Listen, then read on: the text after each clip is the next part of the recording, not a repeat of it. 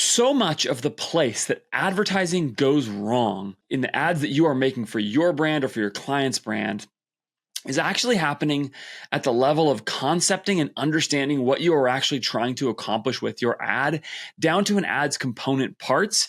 And I want to break down today for you how we are thinking about what an ad, what a social media ad in particular, is attempting to accomplish, and help you come up with a framework for how to organize your efforts operationally in your ad creation process to think about how to do the thing an ad is meant to do. And so let's just start by framing that up by saying the goal of your ad is, if you're running ads on Facebook or Instagram, right, social media ads, and really on some other channels as well, your ad is a direct response ad. The goal of your ad, for basically everybody listening to or watching this, is to get somebody to engage with your ad in some way, probably click on it, though not necessarily, probably click on it, and then go and make a purchase. So you're going to try and move somebody from probably low levels of awareness about your product's existence, maybe awareness of your product's existence, but depending on how big you are, but some low level awareness of your product's existence. From there, all the way to purchase extremely fast. And there is one core thing that has to happen for somebody to do that, okay? And that is that a person has to believe somewhere in their heart, okay? And I use the word heart specifically here. This is probably not primarily a rational belief. They have to believe somewhere in their heart that the value of the product they are getting is higher than the value of the money that they are exchanging for it. There are all kinds of ways they might get there. Like, for example, here's one you maybe are not thinking about. A really, really rich person, for an extremely rich person, the incremental value of the money that they're going to spend on the marginal value of the money they're going to spend on your product is very low. And that's why rich people are great people to advertise to, right? Because they don't need the money that bad and they have more disposable income. We use that term, disposable income you can throw away. Okay. They have more disposable income. And therefore, the value of the money to them relative to its marginal utility towards other things is actually relatively low. And so it's fine for them. The bar you have to clear for your product is not as high. Okay. So the audience matters. And this is why, generally speaking, like advertising to wealthier people is a good strategy. Okay. So there's that. But even in that situation, the person still has to believe something. They're not spending their money, even if they have a lot of disposable income. They're not spending their money on every single product. They have to actually believe something about your product specifically that's going to get them from point A to point B there, okay? And that value exchange, that value consideration is primarily an issue, is primarily something that is accomplished via messaging. That is, it is accomplished with words first. Now, there's an exception to this, which is almost any product whose value is aesthetic. So think apparel, jewelry, something like that. In those cases, it's really a highly visual consideration, although there are some sort of word considerations as well. And that's why advertising tends to work a little bit differently for those kinds of brands in this space than others. But even still, some consideration of the idea that you are getting across in your ad is critical. And that's why I say that messaging is always the core driver of advertising success in some way or another. Like at the most basic level, you have to communicate something about your product to a person who might buy it. And if you're going to communicate that thing about your product, then that person has to be able to engage with, understand, receive, and be convinced by that communication. And convinced, again, I use the word loosely. I don't necessarily mean you're going to rationally argue them into it, but something about your presentation of the product has to convince them in their heart that that their self-interested desires are going to be fulfilled by your product. Okay. And so at the core of every ad, and at the core of every ad's value, is messaging. And the best evidence of this that I can really see and think of here is that I have just seen over and over and over again some extremely boring ads to most people print for brands. Like I have an ad recently that just spent insane amounts of money very fast. I recorded an episode about 10xing my ad spend for a client in just a few days. Like that happened with an ad that was like deeply boring. So there's no edits to it. It's just somebody talking. It's just a message. It's just messaging, communicating about a product that meets a customer's very specific need. Okay. And it does that. And the only way it's possible for that ad to work is that the message was powerful in the ad. And that's a really important principle, okay? Because that means that the first thing you need to solve for your brand is, what is the core message I'm getting across? I'll even say this is true in apparel to some degree. Like there are things that your brand is communicating all the time to a customer that tell them something about what your product is and the value it will provide in their life that are really important. And it's helpful to think about what are those things that you're communicating. Is it about fit? Is it about comfort? Is it purely aesthetic? Is it about, and is there any functional element to the clothing item at all? Is there anything that a customer is concerned about when they wear this clothes? Like, I've talked before about working with Nazrin Jafari, Mixed by Nazrin, on her brand, which sells a lot of jumpsuits. There's all kinds of customer consideration around how annoying a jumpsuit is to take off and put on, like if you're using the bathroom or something like that. So there's all of the zippers versus buttons, stuff like that. So there are some things like that can actually come into customer consideration, even if the core driver is the aesthetic of the product. And in fact, another way you can communicate about the aesthetic of the product is by who you use as a model. You can be thinking carefully about, I'm going to use a 25-year-old woman or a 55-year-old man or a 40-year-old woman or whatever, based off of what you're trying to sell. And those all can matter because they communicate something. They communicate an idea about the product, which is that it fits into your life in a particular way for a particular kind of person, etc. So even for a product that is more aesthetic, there are these considerations to have. Okay. So at the ground level, the message is the most important thing. But here's the thing. A message can be endlessly repackaged all the time into different ways of producing that message. And so it is possible to create pretty boring ads that produce a lot of value, but the best ads that possibly can get made combine exceptional messaging with a whole bunch of other elements of the ads in general, okay? So this is the theoretical framework I want to keep working through, and I want you to think about what are those other elements. If you think about that message first as the core thing and that core task of producing more value than you extract from the customer, okay, in the customer's eyes, then I want you to think about what else does that. An analogy here might help, which is like if you think about a sort of a meal that you have providing just in terms of its nutrient provision, like the core of the nutrient provision of a meal is going to be sort of the main parts of the meal, like the meat and potatoes and vegetables or whatever it is. Okay, those are the items on your plate that provide you the macronutrients that you need, the nutrient value that you have, that you need, the sustenance that you need in your meal. Okay. And so eating those things is the way you get the value from the meal, at least at that level, okay? But it sure makes it easier to get that value, to get that nutrition value from the meal if there's good salt, if it's salted, or if there's great seasoning, or if there's great sauce with it. Now, the salt, the seasoning, and the sauce, they provide relatively little of the actual nutrients, okay? Very, very little of it. However, they make it so that they make the food palatable so that the nutrients can be provided to you for the food, and they make the experience enjoyable of eating the food, okay? And there's something going on here where if you think about like the message is the meat, okay? In this case, the message is the core nutrient package for accomplishing this, okay? The message provides the core of the value. But man, an ad with a lot of salt and seasoning and sauce really, really helps. Okay, and that's because it makes it much more palatable to many more people. All right, Rishabh Jain, CEO of FERMAT. Everybody's making the joke all the time that they don't know what FERMAT actually is and does. So what do you tell people when that comes up? What does FERMAT do? Yeah, my simplest answer is that it is very weird that we have accepted the fact that every brand should have only one website, when you would think that that's like a crazy thing if you were to say like, hey, you're only allowed to have one store and one type of store in the real world.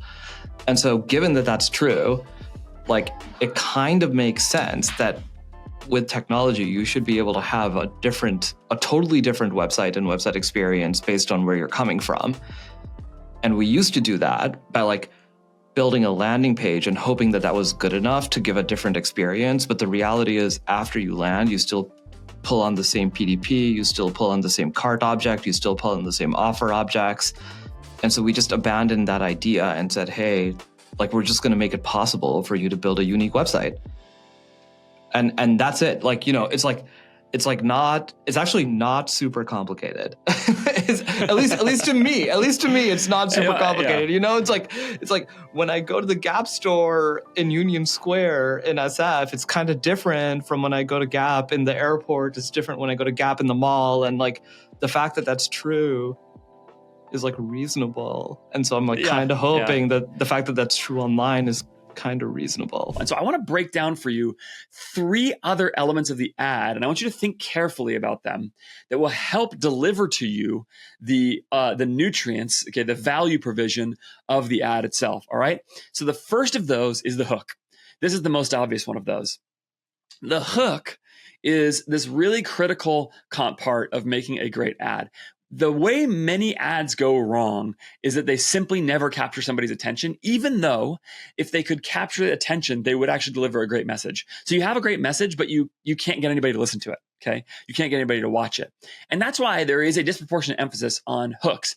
There's another way of framing this, though, which is the reason that hooks matter, which is that actually nobody wants to engage with ads. And that principle is really important because, or at least ads are not the thing that somebody came to the platform to do. So what I mean is when somebody starts scrolling Instagram or tapping or whatever, Instagram Reels, okay, when they're doing that, in general, the vast majority of the time, they did not go there because they want to get ads. They went to Reels, to Instagram Reels, because what they wanted was content that they enjoy consuming. Okay, that's the reason that they went there. And that means an ad fundamentally is an interruption to them. It's actually maybe even a step past an interruption. It's an annoyance to them. Okay, they are, if they see something that is an ad and it does not quickly capture their attention in some way, they are going to try to skip it. Yeah, right? They would like to skip the ad. And that's because that's not what they came for. And the point of a hook, okay, is to positively create an intervention in that by saying, don't skip me because I am worthy of your attention. I am actually worth your time and attention. And so that is the point of a hook in an ad. It's to say, is to speak to the right person for whom that message will resonate. So one way this goes wrong is if you just like go full clickbait and do something crazy, you will capture lots and lots of attention, but oftentimes it will be poor attention. It's not the right attention. But the point of a hook is to positively interject into the sort of scrolling and tapping process as people engage with these materials or engage with these media platforms, okay, and to capture attention. David Ogilvy, the great advertiser, talked a long time ago about the idea that a headline was something that pretty much everybody reads, even if only a small portion of people read the body copy in an ad. And that's because the headline jumps off of the page in a newspaper ad, which he was talking about at the time, among other ad platforms, but or media platforms, media properties. But he's talking about how a headline jumps off the page and at least very quickly, most people can read it. And that's true with the scrolling and tapping scenario too. If somebody is on Reels and they tap past their organic content that they're consuming and they get to your ad, even it's like very likely that they're going to at least see the headline if the headline pops out, even if they scroll past it really, really fast. And so the job of the hook can be, especially if you're using a headline as a hook, can be to communicate something so engaging and interesting and attention grabbing the moment somebody sees the ad that it says, okay, I'm going to like positively, the ad grabs their attention and pulls them in to that. Okay. So that notion of a positive intervention, I'm going to come back to in a minute. Okay. But it's going to positively grab somebody's attention. And so when you think about hooks, what I want you to think about is to spend time thinking about what different ways can I use as an advertiser to go out of my way to grab attention. Now, this is something people talk about all the time, so I'm not going to belabor this point. But this is also why clever visual hooks can work really, really well. I know I've heard people talk about VO3 as being able to create really visually interesting things to grab attention that just do this. But just consider that in your ad creation process, how do you make it so that the hook grabs attention as effectively as possible for the right person? Okay, that's a really obvious point. Everybody talks about this. You probably don't need to hear this too much. So I want to actually move on to the next two that I think are under considered in this process. Okay. So you need to work on hooks. There's a lot of different ways to do that. There's a lot of probably great content on the internet about how to make better hooks, something we're thinking about a lot, etc. And we're trying to build into our actual AI ad co-writer that we use and all those things to make it better and better all the time. But start there. Okay. Number two. So number one, the first bit of seasoning and salt, right, is the hook. The second one I'm going to call nativeness. Okay, nativeness. And this principle goes way beyond social media. And so if you think about hooks, like what we're normally talking about, right, is a positive intervention to grab attention.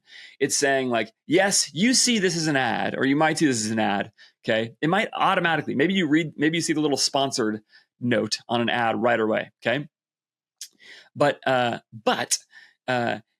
nonetheless, I'm going to make a headline that's so compelling that even though you know this is an ad, it's a sponsored piece of content, okay, that you are willing to engage with it and stay with it for at least a second. Okay, that's what a positive intervention on the hook is trying to do. With nativeness, I want to instead think about a negative intervention on the hook. And what I mean is, instead of actively trying to gain attention, nativeness is a way to essentially slightly deceptively not lose attention. So I talked about that situation before where somebody is scrolling through their feed or tapping through reels, okay? And as they do that, an ad is an interruption in their engagement with that content. But what if you can make an ad that somebody doesn't even realize is an ad and therefore does not feel at all like an interruption in their content? Okay, that's what nativeness is trying to do. And so the idea here is that you are attempting to create content that is so native to the platform that somebody is on, that it just doesn't feel at all like it's an ad at all. And so this is where, like, I've seen some really interesting ads recently where people have made ads that just look like Facebook status updates. Okay, which is like, if you just go on Facebook and like go update your status with like a colored background and you see the way that works, like just go recreate that as an ad. My friends at Fireteam made some ads like this. And it's a really clever ad. And in the status update ad, they just go and they make an ad that looks like a Facebook status update. And I'm serious, just go into Facebook and go do this yourself. Okay.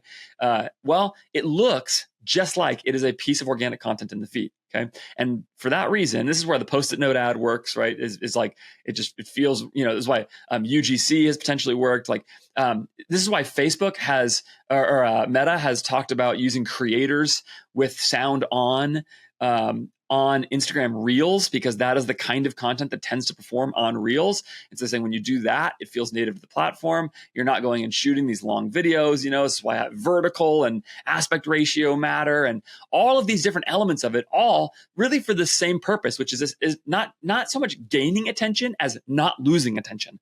It's just making it so that the ad now doesn't stand out as an ad. It doesn't look like an interruption. It doesn't feel like an interruption in the feed. It feels more like the kind of content people really, really want to see. And so nativeness to your ads can be a really, really important way to season the meat, right? It can be a way to make it so that somebody, before you ever get to the message itself, you're doing something that makes it so that your ad doesn't stand out as an ad at all. And again, this principle is very old. If you go look at David Ogilvy, again, I'll quote him here. He talks a lot about like running long form editorial type style ad content in newspapers, because if the ad looks like a piece of written editorial content, then it feels native to the newspaper, feels native to the media platform, and therefore it fits really, really well, and therefore it performs better because people don't skip it. And that's the reason why. And the unskippability of it, or the ability to overcome the skip, is this really important part of getting attention. If you think about this at a math level, by simply attracting attention from more people, just doing that, right? You have to now convert less of them for your ad to work. Just by doing that, just by attracting attention from more people, right? You now have lowered the bar of your conversion rate because you've been able to get more people to engage with the content. And of course, Meta's algorithms are so good that you'll be able to get the attention from the right kind of person as you do that. This is also, by the way, why whitelisting works, because if something feels more native, if it's not from a brand, it feels less like an ad if it's not from a brand. And this is why people talk about whitelisting being such an important strategy right now, because running stuff from the ad account creators page seems to work a lot better and feels, again, less like an ad, feels more native to the feed. This is the foundational thinking that is going into the ads that we are making at AJF Growth, and it is happening with our friends at Behind the Scenes Studio, who we have used to staff up our creative team at every level. Behind the Scenes Studio is a creative agency that is an extension of your team, works with your team to create high-performing ads. It's based in the Philippines, and they work really directly with me and extend a lot of the same things that I'm talking about to other clients who are not working with AJF Growth. They do that by taking a lot of these principles and delivering them via a Philippines-based team that I love working with. I love working with them because they are great and highly talented people with great process that can be an incredible extension of your editing and graphic design and even ad concepting team. And they can do that while providing that service at a really, really reasonable cost, giving you a lot of ads for a very low cost per ad because they're based in the Philippines, where your dollars just go a lot farther for hiring incredibly talented people. And our people are really, really talented, as are the people at Behind the Scenes Studio. That's because there are extremely talented people. The Philippines is a country of 100 million people. If you're thinking about hiring in the Philippines as like $3 an hour, $5 an hour virtual assistants only, you're doing it wrong. And there are actually incredible people who are ready to work on your brand and provide their great big brains and professional skill sets into your brand. And you can get to access to those people through Behind the Scenes Studio. So if you are looking to scale up your creative team, particularly on the video editing, graphic design side, and to do that specifically for the purpose of creating meta ads that work at scale, you should do that with my friends at Behind the Scenes Studio. You should at least get on a call with them, explore the service for yourself, explore the price for yourself. You can do that at btsstudio.co, btsstudio.co. The link for that is also in the show notes. And so go check that out today. I'm a huge fan of Behind the Scenes Studio. I'm going in deeper with them all the time, and I think you should too. Now, you can actually combine those two, nativeness and hook, and this ends up creating a really good ad, right? Where an ad is highly native and also has a hook that feels really, really unskippable to somebody because it grabs attention. So first, you don't lose attention with the nativeness of the ad, and then you grab attention with the hook of the ad, okay? Those two things work together really well. So hook, nativeness, you get the point there. Number 3, storytelling. Okay. And this is also a place where I think in some ways the hardest part of this, and another important piece of this. You might consider this something like pacing or something like this. So if the job of the nativeness or the hook of the ad is to gain attention, the job of the storytelling concept is to retain attention, is to not lose attention. And there's one little line a long time ago that I heard the co-creators, Trey Parker and Matt Stone, the co-creators of South Park, talk about that I thought was a really smart way of putting this, which was they did their writing in a way where they were constantly trying to get you to anticipate the next line. They always wanted to leave you looking for the next line. That was purposely the way they wrote. And that is really the core idea here, that at every point, you're always promising somebody more and more and more and delivering on that promise consistently throughout it with content that you're making. And so now we've moved from just like the hook side of things to the ability to retain interest in it. And there are a million different ways of doing this. What I think a lot of people do here to accomplish this is to use framing devices specifically to help guide this process, right? So part of the thing that we've done at AJF Growth with our AI co-writer that we use for our ad creation is we've pre-selected framing devices that help somebody through this process. Okay, so for example, myth versus truth. Okay. Myth, X thing, X is the way you solve this problem. I mean, maybe. I'm not even going to give an example, okay? I'll use Bamboo Earth, okay, because I always go back to them. I'm not even really involved with them anymore, but because I've used them as a reference before. Skincare brand, you can do this with any skincare brand, okay? Myth, retinol is the number one way to solve X skin problem, okay? Truth, retinol actually hurts your skin over time. And, I don't know if that's true or whatever, but that would be a way of doing it, okay? Myth versus truth. What that myth versus truth framing does is it works with, it starts with a hook, like the myth hook. Okay. So there's like something interesting and hooky about that, but then it retains your attention over time by giving you something to look forward to next. So when you say myth, you lay out the myth. And if you've gathered someone's attention, once you move to the truth instead of the myth, once you've gathered somebody's attention on the myth, now you have them anticipating, okay, what is the ad going to say next about this? How do you keep somebody engaged? What is the actual truth instead? And then after the truth comes, okay, then you now have a chance to exposit that truth, right? To provide more value relative to the truth that you claim. And if you do a good job putting the truth in a clever and creative and attention grabbing and interesting way, then somebody will stay with you for the truth portion of the ad. Okay. And that's the idea. And so framing devices like that can be really helpful. There's a whole bunch of these all over the place. Like the negative hook is a classic one of these, where you think about, this is the worst product I've ever used because it made me hate all my other products, or because it made me realize how much money I'd wasted. If you use the retinol example, right? This is the worst skincare product I've ever used because it made me realize how much money I've wasted on retinol products in the past. Okay, that would be a negative hook. That's attention grabbing, and then it leaves you anticipating what the next line is. All right.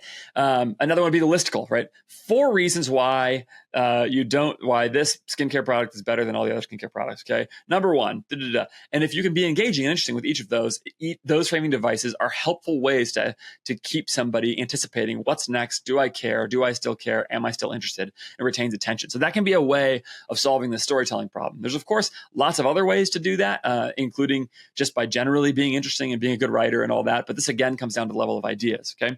And so storytelling devices and frameworks like this can really help you think through how to organize your content so that the message comes across in that really good way. Okay. So if you think about those as 3 kind of core parts of the seasoning of your ads, okay, then now you can of course take one further step, which is to put them all together, right? The hypothetical best ad in the universe, okay, is an ad that that gains tons of attention via a great hook. Okay, and it just becomes unskippable because it positively gains so much attention.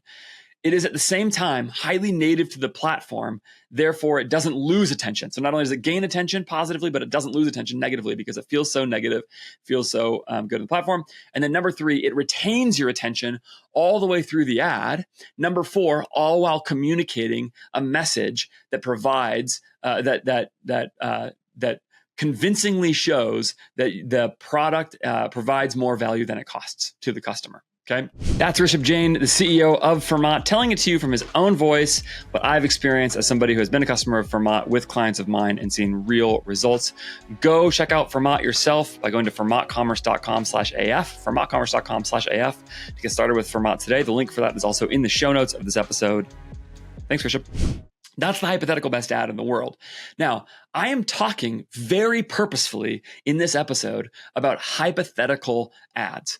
And that is because as I have thought about the task at AJF Growth of creating great ads at scale, what I have realized is that if you start at how do we make good ads, then you're going to be in trouble trying to actually solve the problem because you have to break the ad down into component parts and then figure out how to consistently operationalize each of those over a bunch of time.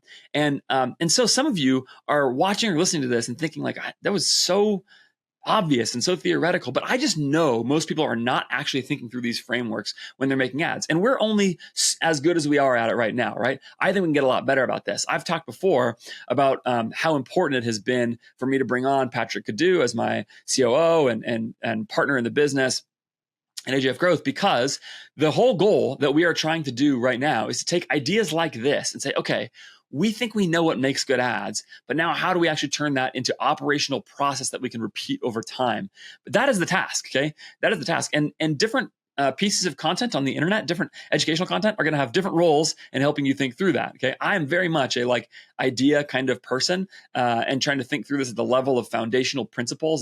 That's the way I think about almost everything. If you've listened to or watched this podcast for a while, you know that's true. And so now the task is, how do I, for my clients and at AJF Growth, create as repeatable of a process as possible to help us make that hypothetical best ad in the world, okay? And that's really the goal. But it starts by sort of breaking down the ad into its component parts at the foundation. And of course, there's lots of other ways to think through all of the elements of the things that I've said and add to it. So I want to hear what I missed in this. I want you to comment with color around what are the parts of this that I missed. Or if you have really specific things that you think could be good parts of the seasoning of the ad or the messaging of the ad or whatever, then you should you should let me know in the comments here, because I want to hear about them so that we can get better and other people watching or engaging with this content can get better as well. But that's the basic core idea, okay? Message moves the needle.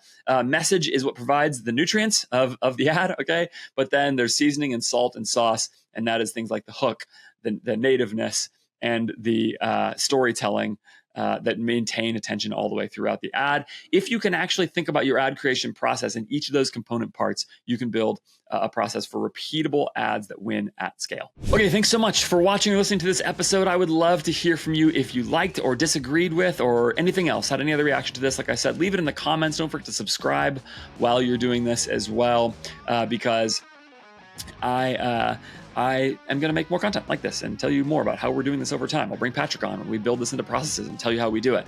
If you want to receive those processes for your brand and work with us as we continue to develop this kind of thinking and delivery of ads for our clients, you can go to ajfgrowth.com, sign up there. It'll email me. Just fill out the intake form, and I would love to work with you or see about if it's a good fit for us to work with you and your brand.